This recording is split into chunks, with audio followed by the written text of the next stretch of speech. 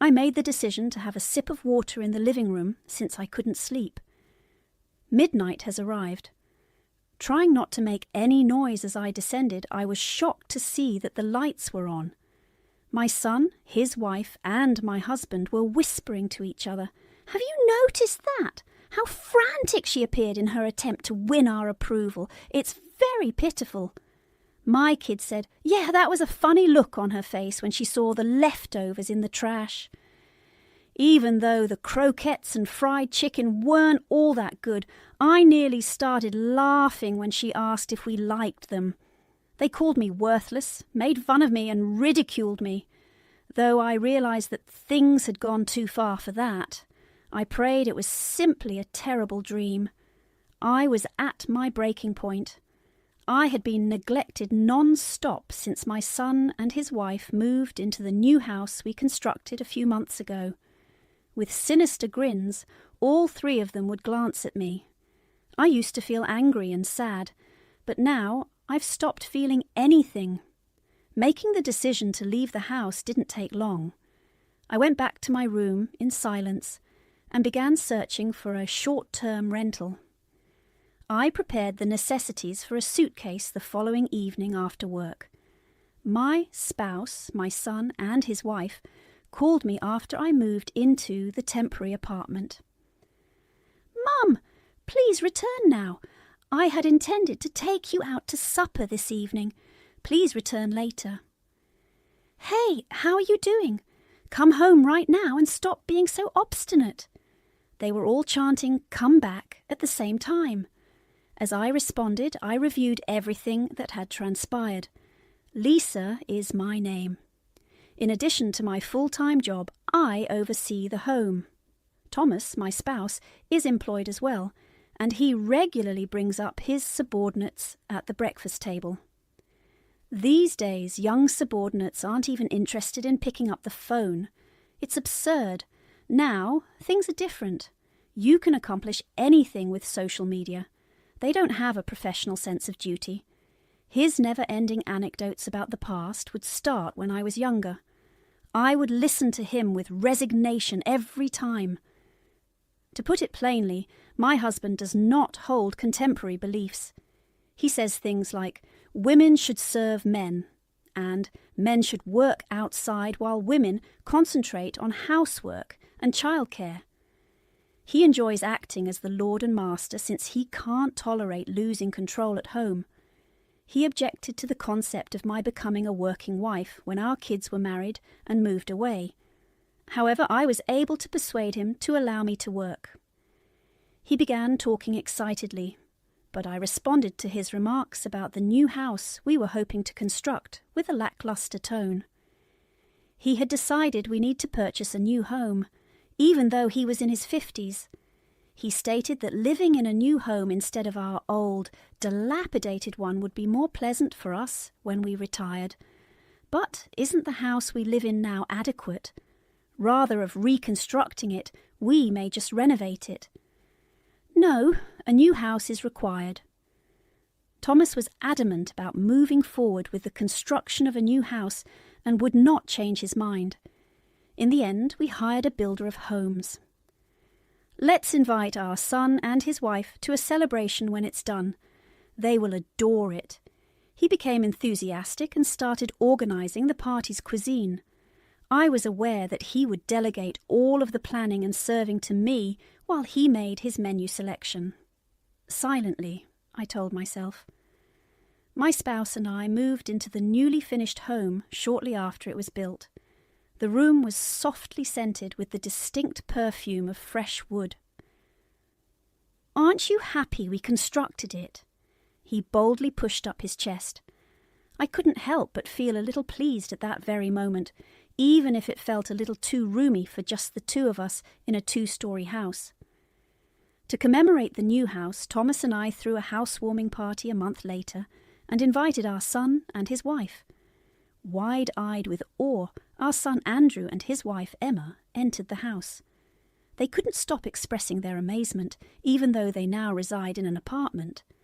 "It's really roomy. What a stunning home. It's amazing." Inspired by what they said, My husband jokingly said, "You can live with us if you'd like. We have other rooms available." I laughed it off and said, "Come on, they can't possibly want to live with us." The celebration came to a happy conclusion. I had no idea that they would move in a few days after the party and take his remarks seriously. My son and his spouse showed up with bulky bags. "What's up with everything?" perplexed, I inquired. Andrew's head tipped. "We're relocating." "Your husband said it was okay," Emma said. They entered as though it were their house. They informed me that their contract had been cancelled, with effect from the end of the month, when I inquired about their residence. "This is too abrupt," I remarked, attempting to subtly disagree in the hopes that they would stand on their own. However, they ignored him and instead won Thomas over. "What's the difference if one or two more people live here?" said Thomas. "It's not about how many people there are. Furthermore, they are stuck there if their lease is cancelled." "That is inhumane." My spouse insisted on doing it, even though it was their duty. Almost without our permission, they moved in with us. A moving truck eventually pulled up in front of the house, and a few sturdy workers got to work unloading boxes. When they eventually departed with a heartfelt "thank you," my son and his wife's possessions were strewn all over the new home. But, rather of cleaning up, the two of them kicked back in the living room and fiddled around with their iPhones. "These belong to you." There was nowhere to walk, so I said, "Please put them away." Andrew answered, "You should do it, Mom. We're tired." The movers handled the majority of the moving, and they accomplished little. When my husband noticed this, he just looked at the stack of boxes without saying anything. I pushed Thomas to say something to them. "Don't be so rigid, Lisa," replied Thomas. "For them, you ought to do it. We are kin." Then he went back to his phone. I calmed myself by taking a long breath despite my question. Why me? They must have valuable and breakable goods among their possessions. Despite our familial relationship, I was uneasy managing their belongings. "Emma, please help me at least?" I inquired. With their faces turned toward me, all 6 of them started talking, accusing me of being a horrible mother-in-law, a bully, and an inhospitable person. I was treated as if I were the one who was unreasonable, which completely confused me. Still feeling worn out, I made my way downstairs to the living room the following morning. My son, his wife, and my husband were all up and enjoying their coffee. Andrew whispered to me, "Thanks for yesterday," while I was staring at them blankly. His statement sounded phony. I gave a sharp reply. "We'll treat you to dinner as a thank you," Andrew went on. It turns out that I wasn't mishearing him as I had assumed. "Today Emma and I are going grocery shopping," Andrew declared. Emma gave a distant nod. "Is that accurate?" I answered. "Well, I'll leave it to you today." "We just moved and don't have much money," Emma said.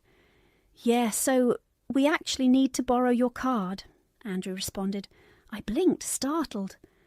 Were they going to purchase on my card, then use my own money to take me to dinner? They requested so confidently for the credit card, but something seemed wrong about it. Do I give it to them or not? I took a quick look at my spouse, who was savouring his coffee with little enthusiasm. I was hesitant to give them the card, but I did it in the hopes of getting along well with them. Emma and Andrew were as content as kids who get pocket money. I cautioned, use it responsibly, but I was secretly a little delighted. I saw this meal as a chance to further my relationship with them. Anything from the kitchen is okay, including the dishes. I pointed out the positions of the spices to Emma, and she nodded subtly, yes. When I got home from work later that evening, I was expecting they would have supper ready. What a lovely thing it would have been. Instead, I discovered the home to be quiet and gloomy. My son and his wife were nowhere to be seen when I turned on the lights and had a quick look around. There were store-bought side dishes from the local grocery on the living room table, with a message tucked in the middle. It said just that. "We're heading out to eat." Thomas returned home and glanced around the living room table while I stood there dumbfounded. He was dissatisfied upon seeing the store-bought plates.